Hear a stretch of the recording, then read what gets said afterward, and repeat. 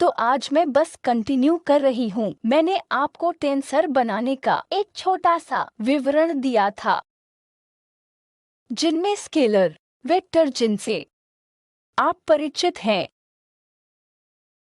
लेकिन आप इन वेक्टर का प्रोडक्ट लेकर भी हायर इंडेक्स्ड ऑब्जेक्ट भी बनाना शुरू कर सकते हैं, जिसके बारे में मैंने आपको पहले एक संकेत दिया था। ठीक है, तो आज मैं ये करने वाली हूँ। मैं फॉर्मूला निकालकर आपको टेंसर ऑपरेटर के बारे में बताऊंगी। ठीक है, भले ही ये थोड़ा सामान्य लगता है, लेकिन अगर आपको स्केलर और वेक्टर याद हो कैसे मैंने इनर्शिया टेंसर का मोमेंट कंस्ट्रक्ट किया था, तो आपको भी पता चलेगा कि कैसे हायर टेंसर भी बनाए जा सकते हैं। यह स्पष्ट है। क्वाड्रपोल मोमेंट को क्वाड्रपोल मोमेंट टेंसर कहा जाता है। ठीक है, आपने कई विस्तार किए हैं। डायपोल मोमेंट एक वेक्टर है, फिर क्वाड्रपोल मोमेंट, तब आपके पास ये हायर मोमेंट है। ये सभी टेंसर हैं। ठीक, बस आपको कुछ और उदाहरण देने के लिए तो मैं क्या करना चाहती हूँ, हमने सिलेक्शन रूल के बारे में बात की है, जो ट्रांजिशन समता के अंतर्गत संभव है, और इसी तरह से आगे। तो यह है फॉर्मल रूप से रोटेशनल इनवेरिएंट सिस्टम्स के लिए आप इसे एक थ्योरम के रूप में रख सकते हैं, जो वीनर इकैर्ट थ्योरम कहा जाता है। ठीक है, तो ये दोनों आज के लेक्चर के विषय हैं, और आइए देखते हैं कि मैं कितना बता सकती हूँ। ठीक है, सही है, तो सिर्फ दोहराते हैं कि स्टेट्स के लिए क्या किया है। स्टेट्स के संदर्भ में यदि आप स्पिन हाफ पार्टिकल्स को ले, तो आप या तो इसे सिद्धांत रूप में देख सकते हैं। यह J1 J2 M1 M2 notation है। अब मैं इस नोटेशन का अनुपालन आंख मूंद कर करती हूँ, और वहाँ एक कपल स्टेट है जो फिर से J1 J2 में इक्विवेलेंट है, लेकिन आप इसे J या S कह सकते हैं। क्योंकि मैं स्पिनों को देख रही हूँ, मैं इसे S बराबर 1 M बराबर 1 रखूंगी, और यही स्ट्रेट स्टेट है। और फिर स्ट्रेट स्टेट पर हमने लैडर ऑपरेटर ऑपरेट किए।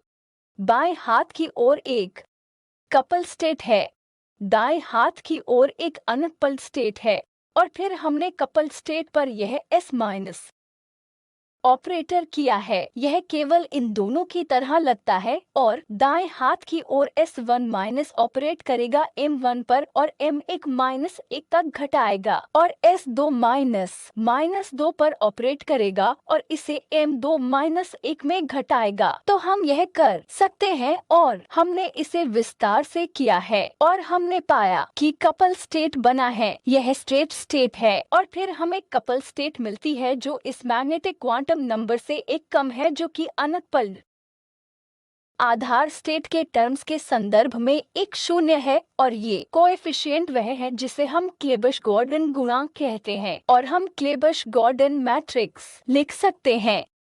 मैं चाहती हूँ कि आप स्पिन 1 और स्पिन आधा क्लेबश गॉर्डन कोएफिशिएंट करें। ठीक है, एक कण को स्पिन 1 ले, दूसरे पार्टिकल को स्पिन आधा ले, J बराबर 1 और J बराबर आधा ले, कंपोज करें, स्ट्रेट स्टेट लिखें, लैडर ऑपरेशन करें, सभी CG कोएफिशिएंट पता करें, और मैट्रिक्स को पूरा लिखें। हाँ, और फिर हमने यह भी कहा कि हमने कैसे पता किया कि एक और स्टेट है जो जिसको हमने यहाँ देखना है। यह 1 - 1 है। फिर से आप लैडर ऑपरेशन, लोअर ऑपरेशन द्वारा प्राप्त कर सकते हैं। आप इसे प्राप्त कर सकते हैं, और आप यह दिखा सकते हैं कि यह कोएफिशिएंट 1 के साथ बिल्कुल वैसा ही बराबर है, और कुल कोणीय कोएफिशिएंट के साथ एंगुलर मोमेंटम 0 और मैग्नेटिक क्वांटम नंबर 0 है। हम इसे कैसे करते हैं?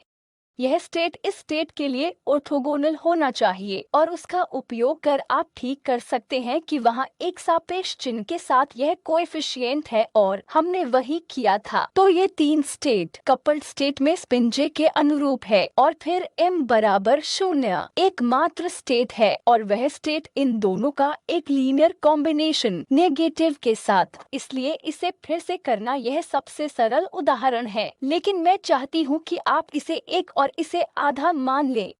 मैं चाहती हूँ कि आप ऐसा करें, ठीक है। तो अब हम टेंसर ऑपरेटरों पर एक नजर डालेंगे, जहाँ स्टेट्स और टेंसर ऑपरेटरों के बीच बहुत अधिक कॉरस्पोंडेंस होता है, ठीक है। तो यह कुछ ऐसा है जिस पर हम पिछले लेक्चर में पहले ही चर्चा कर चुके हैं। हम क्लासिकल मैकेनिक्स में स्केलर को कैसे परिभाषित करते हैं, इसे बढ़ावा दिया जाता है। स्केलर ऑपरेटर क्या है? क्वांटम मैकेनिक्स में कि किसी भी परिवर्तन के तहत ऑपरेटरों में समानता परिवर्तन होगा, और आप उस ऑपरेटर को जानते हैं जो रोटेशन करता है, जो एक यूनिटरी ऑपरेटर है जो डिपेंडेंट है सभी थीटा कोण पर। और इस परिवर्तन को करने में अगर यह एक स्केलर ऑपरेटर है तो वही रहना चाहिए, ए प्राइम ए के समान होना चाहिए, जिसका अर्थ है कि यदि आप u का विस्तार करते हैं, यदि आप थीटा के इस u को बढ़ाते हैं e⁻ij.θ में, आप इसे दिखा सकते हैं कि एंगुलर मोमेंटम के सभी कंपोनेंट के साथ स्केलर ऑपरेटर कम्यूट करते हैं, और आपने इसे r.r या a.b के लिए वेरीफाई किया है। और यह जानकर अच्छा लगा कि यह औपचारिक तरीका है जिससे आप सबूत दे सकते हैं कि स्केलर ऑपरेटर एंगुलर मोमेंटम के साथ कम्यूट करते हैं। इस पर कोई सवाल? जिस चरण का मैंने शायद पिछले लेक्चर में संकेत दिया था, लेकिन आप इसे कर सकते हैं। तो अब वेक्टर ऑपरेटरों का क्या होता है?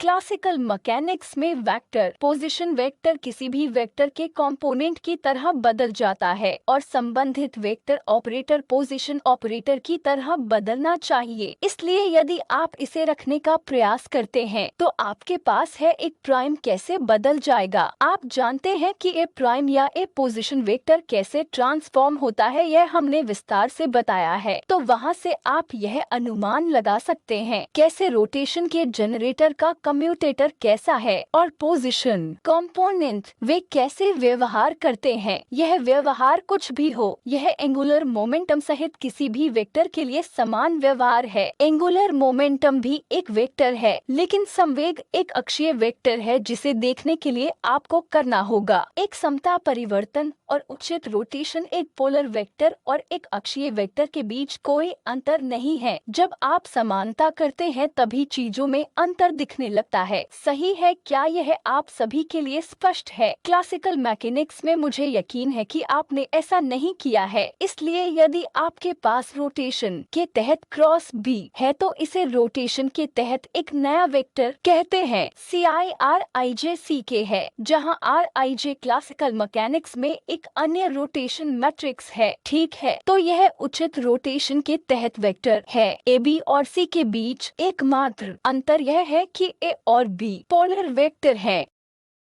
पैरिटी के तहत आप कहिए पैरिटी A पर आपको -A देगी, लेकिन पैरिटी C पर C ही होगी।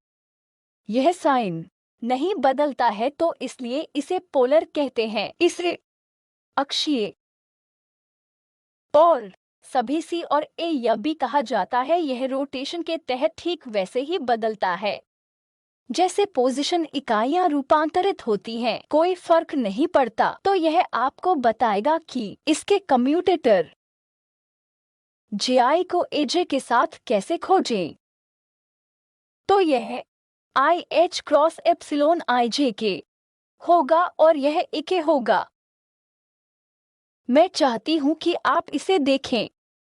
मैंने आपके लिए यह नहीं किया, लेकिन मैंने आपको एक संकेत दिया है कि आप जानते हैं कि इसे R के लिए कैसे करना है, और R के बजाय आप इसे बदल देते हैं और आप यह कर सकते हैं। तो यह कम्यूटेटर क्या है, और यह किसी भी वेक्टर ऑपरेटरों के लिए समान है। उदाहरण के लिए position vector, linear momentum, angular momentum vector, potential सभी वेक्टर के उदाहरण हैं।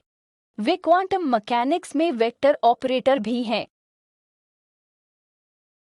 डॉट प्रोडक्ट लेकर आप वेक्टर से स्केलर प्रोडक्ट ऑपरेटर बना सकते हैं। यदि आप दो वेक्टर के डॉट प्रोडक्ट लेते हैं तो आपको रोटेशन के तहत एक अपरिवर्तित स्केलर मिलता है। तो यह भी कुछ ऐसा है जिसे मैं चाहती हूँ कि आप जांचें। तो आपको उस JI को एक डॉट B के साथ दिखाना होगा। इसे सिद्ध करें। एआई के साथ आप जानते हैं कि परिवर्तन क्या है। वेक्टर के कंपोनेंट के साथ बी वेक्टर के कंपोनेंट के साथ आप जानते हैं कि परिवर्तन क्या है, और आप जानते हैं ए डॉट बी एक स्केलर की तरह व्यवहार करता है, तो आपको इसे बी डॉट जी के साथ दिखाने में सक्षम होना चाहिए, जो शून्य नहीं है या शून्य है। यह शून्य होना चाहिए, तो कृपया इसका उपयोग करें और इसे सिद्ध करें। इसके द्वारा आपको हैंडल मिलता है कि कम्यूटेटिव ब्रैकेट के साथ कैसे खेलें, और आपको उत्तर पता है। आप उत्तर वेरीफाई कर रहे हैं। आर डॉट पी स्केलर है, इसलिए आर डॉट पी को जे के साथ कम्यूट करना पड़ता है। यह भी कर सकते हैं R dot B R cross P के साथ, लेकिन इसके बजाय मैं आपसे सिर्फ यह करने के लिए कह रही हूँ कि कोई भी वेक्टर ऑपरेटर जैसे ट्रांसफॉर्म करता है वैसा करें। एंगुलर मोमेंटम के संदर्भ में आप जानते हैं वह अलजेब्रा, तो आप इसका इस्तेमाल क्यों नहीं करते और देखते हैं कि क्यों ए डॉट बी जे आई के साथ कम्यूट करता है। यह स्पष्ट नहीं है, लेकिन एप्सिलॉन के प्रोडक्ट हैं और आप इसका उपयोग कर सकते हैं। आपने एप्सिलॉन के बीज गणित को किया है ना? लेवी सेविटा प्रोडक्ट, उनका उपयोग करें और आप इसे दिखा पाएंगे। थोड़ा सा बीज गणित करें और आप यह दिखा पाएंगे कि यह शून्य है। तो स्केलर प्रोडक्ट उदाहरण रेडियल कंपोनेंट जो R dot T A dot P A dot B सभी प्रकार के प्रोडक्ट का वर्गमूल है। वे सभी स्केलर कंपोनेंट हैं। तो अब मैं आपके पास आ रही हूँ एक नोटेशन पर, और फिर मैं आपको कुछ उदाहरण देती हूँ। उस तरह से आप समझेंगे कि क्या हो रहा है। हम टेंसर ऑपरेटर को रैंक के टेंसर ऑपरेटर के रूप में कहेंगे, इसलिए इसे परिभाषा के रूप में ले तो हम ब्रैकेट में टी लिखते हैं। हमारे पास दो पूर्णांक या आधा विषम पूर्णांक है। पूर्णांक क्योंकि ऑपरेटर हमेशा पूर्णांक होते हैं, तो के हमेशा एक पॉजिटिव इंटीजर होता है जो आपको एक रैंक देता है। और क्यू बिल्कुल आपके एंगुलर मोमेंटम की तरह -j से +j तक चलती है। क्यू -k से +k तक मान लेने के लिए प्रतिबंधित है। सभी ऑपरेटरों इंटीजर के थे जिन्हें मैं रैंक के का टेंसर ऑपरेटर कहती हूँ, और क्यू के -k स्टेप्स एक की संभावनाएं लेगा। उदाहरण के लिए ज्ञात स्केलर ऑपरेटर को शून्य रैंक टेंसर कहा जा सकता है। एक बार जब यह शून्य हो जाता है तो क्यू भी शून्य हो जाता है, तो यह एक कंपोनेंट है। यह सिर्फ एक है। यदि मैं वेक्टर ऑपरेटर लेती हूँ तो वेक्टर ऑपरेटर को ए रैंक एक ऑपरेटर कहा जाता है, और क्यू -1 +1 और शून्य के मान लेता है। यह सही है। उस परिभाषा के अनुसार मैंने इसे पहले ही बना दिया है। अब जब हम पूछेंगे, मान लीजिए कि आपने पोजीशन वेक्टर ले लिया है। आप जानते हैं कि इकाइयां x, y और z है, या इस औपचारिक नोटेशन को जोड़ने के लिए इसको कॉम्प्लेक्स कोऑर्डिनेट की तरह लिखना सबसे अच्छा है। हम देखते हैं कि हम ऐसा क्यों करते हैं। z कंपोनेंट है t1,0, z कंपोनेंट है t1,0, t1 q प्लस या -1 के साथ। हम इसे ऐसे लेंगे और देखेंगे ऐसा क्यों, यह सच क्यों है। ठीक है, हम देखेंगे कि हम ऐसा क्यों करते हैं। मैं चाहती हूँ कि आप इसे पोजीशन वेक्टर के लिए करें। कम से कम एक पोजीशन वेक्टर के लिए चेक करें जहाँ t1, प्लस या -1 यह t1,0 z है। कृपया जांचें कि हमें क्या मिलता है। तो इसे तुरंत करते हैं। आप एक वेक्टर लिख सकते हैं जैसे ax, ay, az। ठीक है, आप इसे इस रूप में फिर से लिख सकते हैं। आप इसे tensor of rank 1, q with az जो है सिर्फ जो t ऑफ 1, 0 है, और हम इसे प्लस या -x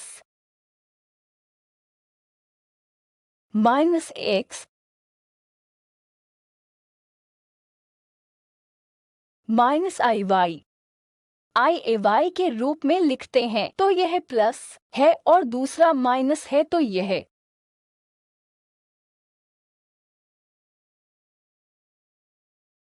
हो जाता है। तो मुझे इस वेक्टर ए के लिए T1, लिखने दे जो है -x माइनस IAY।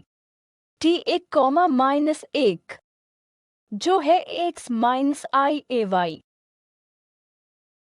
और T1, है AZ किसी भी वेक्टर के लिए पोजीशन वेक्टर को शामिल करते हुए। अगर आप इसे पोजीशन वेक्टर्स के लिए लिखना चाहते हैं, पोजीशन वेक्टर के लिए यह होगा x माइनस IY,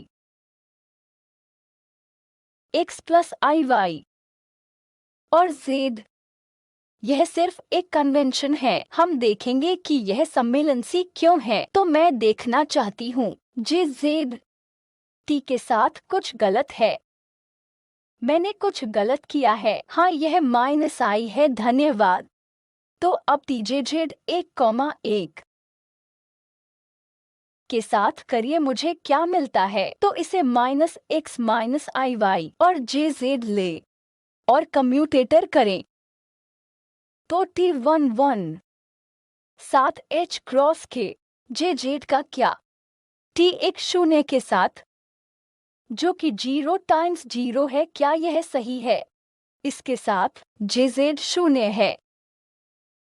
पिछले वाले के बारे में क्या?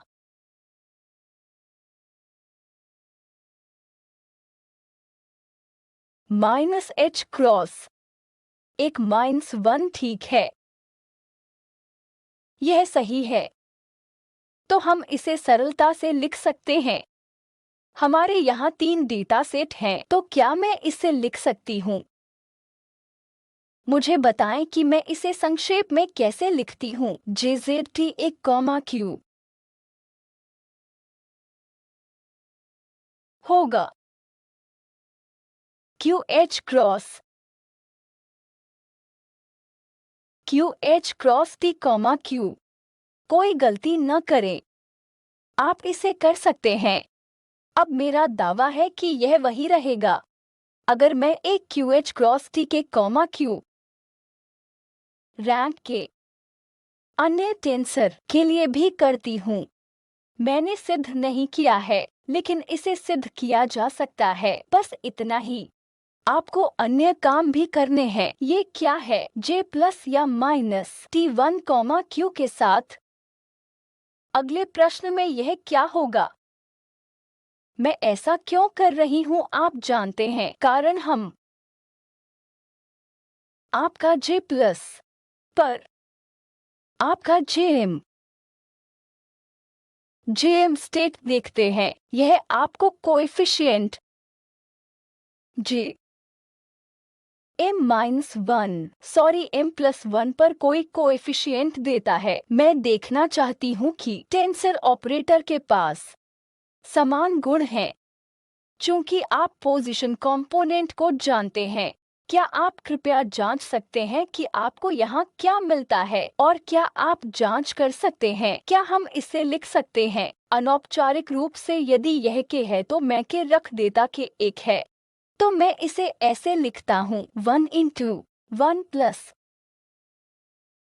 नहीं, यह है J प्लस के प्लस Q या Q माइनस Q के माइनस Q माइनस प्लस। वैसे भी मैं बहुत अच्छी तरह से इन साइन को नहीं कर पाती, पर आप मेरी मदद कर सकते हैं। क्या प्लस है, क्या माइनस, क्या यहाँ सही है? इसके H क्रॉस T पर अगर यह के है तो मेरा दावा है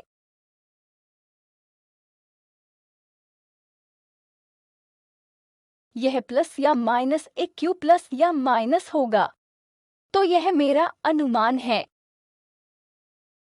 यह धारणा बनाई जाती है इस सोच से कि स्टेट्स और ऑपरेटरों के बीच 1-to-1 कॉरस्पोंडेंस है। यदि हाँ, तो मेरे ऑपरेटर कम्यूटेटर बीजगणित आपके एंगुलर मोमेंटम के कंपोनेंट के साथ उनके पास ये गुण होने चाहिए। संयोग से आपको जांचना चाहिए कि ये क्या है। आप औपचारिक रूप से L प्लस के लिए डिफरेंशियल ऑपरेटर को जानते हैं। आप L प्लस डिफरेंशियल ऑपरेटर लिख सकते हैं और आप जानते हैं कि थीटा फाई का YLM क्या है। L को 1 के बराबर ले L प्लस